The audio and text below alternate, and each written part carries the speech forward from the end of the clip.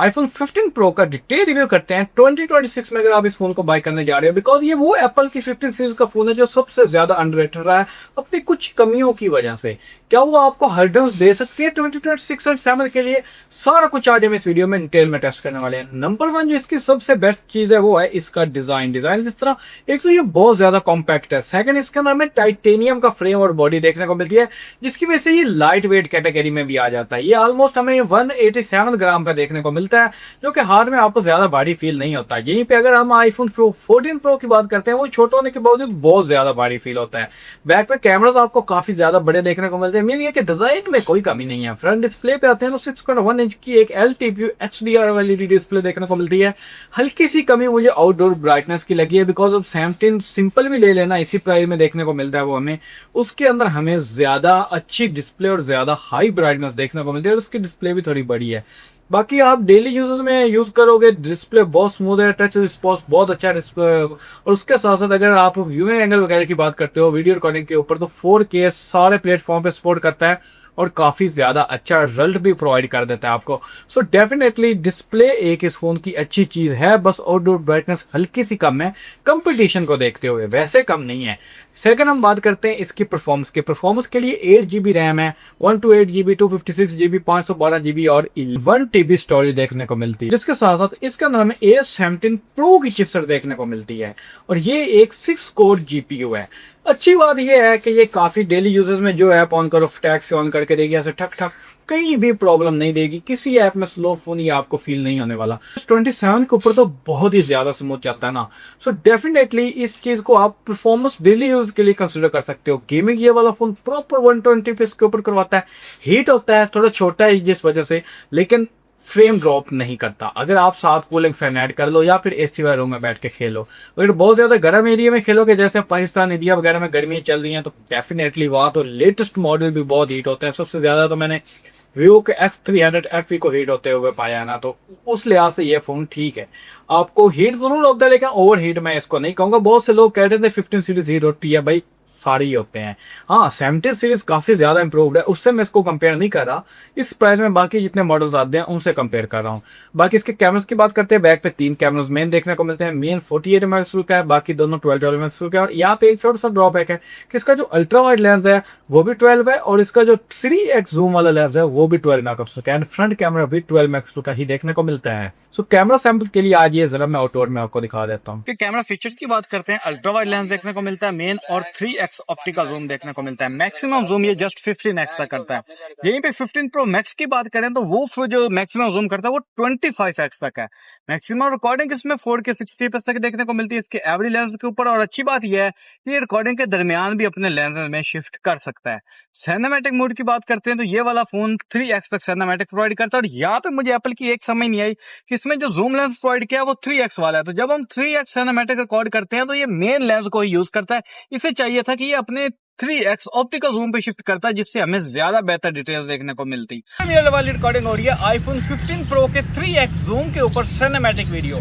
यहाँ पे आप देख सकते हो कुछ ऐसी डिटेल आपको देखने को मिलती है। हालांकि इसमें 3x ऑप्टिकल जूम भी है लेकिन ये उस पर शिफ्ट नहीं करता, जस्ट अपने मेन लेंस को यूज करते हुए सिनेमैटिक वीडियो बनाते हैं। लेकिन अच्छी बात यह है कि ये यहाँ पे जूम आउट भी कर सकता है। यहाँ पे 14 pro and pro max zoom out नहीं कर सकते थे, लेकिन इसमें ऑप्शन अच्छी देखने को मिलती है। ये जूम आउट भी करता है एंड दोबारा आप जूम इन भी कर सकते हो वीडियो रिकॉर्डिंग के दरमियान। रिकॉर्डिंग हो रही है 4K 60fps के ऊपर इसके मेन लेंस के साथ। अच्छी बात यह है कि यहाँ पे इसमें जो कलर साइंस देखने को मिलती है वो आईफोन 15 सीरीज वाली ही है। और यहाँ पे मैं क्लोज आया तो आप देख सकते हो बैकग्राउंड पे नेचुरल ब्लर भी निकल के आ रहा है। यहाँ पे 3 किस्म की सिचुएशन थी। ये साइड डार्क शेडो वाली एरिया है, वहाँ पे बहुत ज्यादा ओवर ब्राइट है, और यहाँ पे बैकग्राउंड पे भी आपको स्काई देखने को मिले। ओवरऑल हर चीज को बहुत डिसेंट और अच्छे तरीके से मेंटेन कर रहा है। और अच्छी बात यह है कि यहाँ मैं अल्ट्रा वाइड लेंस में भी शिफ्ट कर सकता हूँ और यहाँ पे इसके 3x जूम के ऊपर भी शिफ्ट कर सकता हूँ। और आपने देखा इतनी सीमलेसली जूम एंड फोकस देखने को मिलता है कि थोड़ी सी भी प्रॉब्लम निकल के नहीं आई।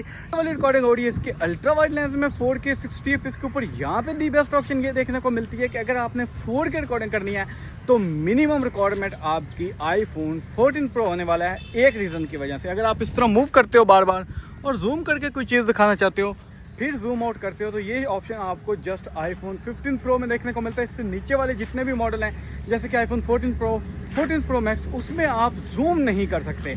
अल्ट्रा वाइड लेंस पे अगर आप 4K 60 fps पे रिकॉर्डिंग करें तो वो जस्ट 1.3x पे जूम करता है, बट ये वाला फ़ोन इस तरह करके अपने मेन लेंस में जाएगा, फिर 3x में जाएगा और उसके बाद आपको मैक्सिमम 9x तक जूम प्रोवाइड कर देगा।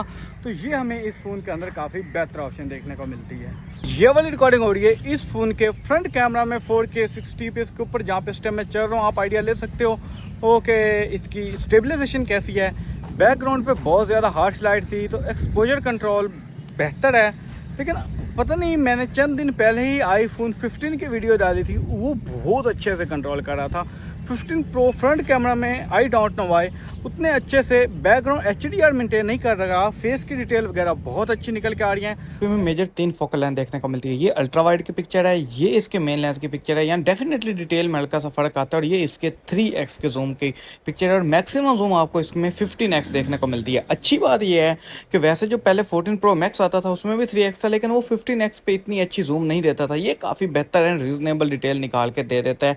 जैसे कि यहाँ पे आप देख सकते हो कि पिक्चर एक देखने के काबिल होती है। पोर्ट्रेट की बात करते हैं, सबसे डिमांडिंग है ये है इसका 1x, ये है इसका 3x पोर्ट्रेट और फाइनली ये मैंने इसमें 5x के ऊपर भी पोर्ट्रेट क्लिक की थी। और सबसे अच्छी बात मेरे लिए जो शॉकिंग रही है, हालांकि मैं सोच रहा था इसमें 5x नहीं है तो होना चाहिए था, लेकिन ये वाला फ़ोन जो 3x पे पोर्ट्रेट्स क्लिक करता है बहुत कमाल के निकल के आते हैं। बिकॉज ऑलमोस्ट मैंने जितने भी फ़ोन 14 प्रो मैक्स के बाद टेस्ट किए थे, चाहे वो एप्पल के हों चाहे किसी और कंपनी के हों, जो 3x पे फोकल लेंथ निकल के आती है ना वो कहीं और इतनी अच्छी नहीं लगती। चाहे आप 5x पे भी जूम कर लोगे ना, आपको वो फोकल लेंथ मज़ा नहीं करवाएगी जो 3x पे करवाती है। और इस फ़ोन के पास एज ये निकल के आता है कि इसके पास डेडिकेटेड 3x जूम लेंस है, जिसकी वजह से इसकी 3x के ऊपर बहुत ज़्यादा अच्छी डिटेल निकल के आती हैं। 5x पे भी डिटेल्स कम नहीं है, काफ़ी रीज़नेबल सी डिटेल हैं, लेकिन 3x पे तो बहुत ही अच्छी है ना। इसका जो बड़ा भाई है 15 प्रो मैक्स, उसमें आप 3x जूम करते हो ना तो वो डिजिटली जूम मोड होता है, उसमें बिल्कुल भी मज़ा नहीं आता 3x का। उसमें आपको मज़ा लेने के लिए डायरेक्ट 5x पोर्ट्रेट पे जंप करना पड़ता है। सो आपने डिटेल कैमरा सैम्पल देखे, उम्मीद है समझ आ गई होगी। अगर तो आपने फोटोग्राफी करनी है आपको अच्छी करवा देगा, वीडियोग्राफी भी अच्छी करवा देता है। बस ये है कि 3x वाला थोड़ा कौन देखने को मिलता है जब आप वीडियो में जूम करते हो या फोटो में जूम करते हो नॉर्मल में, वहाँ प्रॉब्लम आ सकती है। बाकी ठीक है ये वाला फोन। एंड अब अगर इसकी कॉल कनेक्टिविटी कैमरा की बात करते हो तो 5G का सपोर्ट प्रॉपर देखने को मिलता है। टाइटेनियम फ्रेम होने की वजह से इसकी सिग्नल स्ट्रेंथ भी बहुत अच्छी है। स्टेनलेस स्टील में एप्पल को हल्का फुल्का इशू आता था सिग्नल्स का, इसमें कोई इशू नहीं आता। इसके हैप्टिक्स वगैरह तो एप्पल के सारे प्रीमियम देखने को मिलते ही हैं। अब बाइक करना है या नहीं तो देखिए जिस प्राइस में देखने को मिलता है आप डेफिनेटली इस फोन को कंसिडर कर सकते हो। मेजर इशू नहीं देगा। एक मेन इशू है बैटरी टाइम है, बिकॉज अगर अब आप ओरिजिनल हेल्थ वाला लेते हो तो आपको 85 के आसपास देखने को मिलता है। उस लिहाज से अब मैंने इसको सुबह चार्ज किया था, इस टाइम दिन के ऑलमोस्ट 11 बज रहे हैं, तकरीबन मैंने 7 बजे इसको चार्ज से उतारा था। ज़्यादा यूज़ नहीं किया, जस्ट कैमरा यूज़ किया और कुछ डाउनलोडिंग्स की हैं, गेमिंग नहीं की। तो ये वाला फ़ोन 60% पे आ भी गया है। अगर मैं थोड़ी सी देर भी गेमिंग कर लूँगा तो ये फ़ोन 2 बजे तक कैंड हो जाएगा। दोबारा फिर चार्ज करना पड़ेगा, शाम टाइम दोबारा फिर चार्ज करना पड़ेगा। मीन्स ये कि एक दिन में 3 बार चार्ज करना पड़ सकता है रात 11 बजे तक अगर आप फ़ोन यूज़ करते हो। अगर आप एक हैवी यूज़र हो, नॉर्मल यूज़र हो तो 2 बार, और अगर सिर्फ कॉल वगैरह के लिए रखना है, व्हाट्सअप चेक करना है तो फिर 1 बार भी गुजारा करवा जाएगा आपका। कुछ इस तरह की इसकी बैटरी टाइमिंग देखने को मिलती है। बाकी चार्जिंग स्पीड बहुत अच्छी है, टाइप सी देखने को मिलती है, जिस वजह से चार्जिंग में कोई प्रॉब्लम नहीं है। सो आप ये चीज़ देख लीजिएगा कि बैटरी टाइमिंग की हल्की सी कमी है, बाकी ओवरऑल हर चीज़ में ठीक है। आप इसे कंसीडर कर सकते हो। अगर बैटरी की प्रॉब्लम देखते हो तो फिर आप 16 प्लस लीजिए, आपको मज़ा आ जाएगा इस प्राइस में। जस्ट 60 हर्ट्ज वाला कौन है उसमें, बाकी हर चीज़ उस फोन की इससे बेहतर ही देखने को मिलती है। तो मेरे समझ आ गई होगी मैं क्या कहना चाह रहा हूँ। बाकी कोई क्वेश्चन रहेगा नीचे कमेंट में ज़रूर कुछ, अपने भाई को दीजिए इजाज़त। मिलते हैं नेक्स्ट बहुत इंटरेस्टिंग वीडियो में, तब तक के लिए अल्लाह हाफिज़।